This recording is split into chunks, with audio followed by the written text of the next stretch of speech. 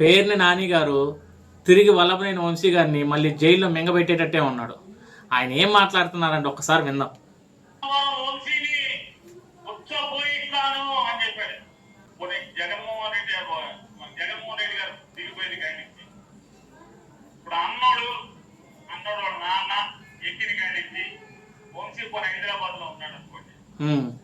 అందెవరు వంశీ గారిని జైలు వేస్తామని నారా లోకేష్ గారు ప్రతిపక్షంలో ఉన్నప్పుడు తన తల్లిని అవమానించినందుకు అధికారంలోకి వచ్చిన తర్వాత వంశీని జైలు వేస్తా అన్నాడు. అట్నే అధికారంలోకి వచ్చిన తర్వాత వంశీని 5 నెలలు జైల్లో వేసాడు.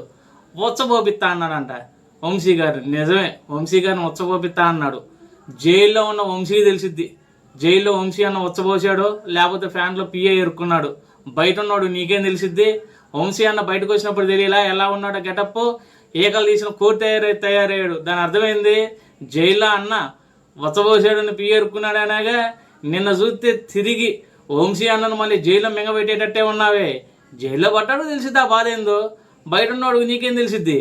నువ్వు చూడపోతే తిరిగి వంశీ అన్నని మళ్ళీ జైల్లో మింగబెట్టేటట్టు ఉన్నావుగా.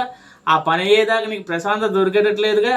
ఎట్టయితే ఎట్టన్నా పేరన్నా నువ్వు కూడా జైల్లో ఉంటే కొన్నాళ్ళు ఆ బాధ అయితే తెలిసిద్ది. ఆ వచ్చబోయటం ఏందో పిఆర్ అవటం ఏందో నీకు కూడా ప్రత్యక్షంగా తెలిసి వచ్చేది.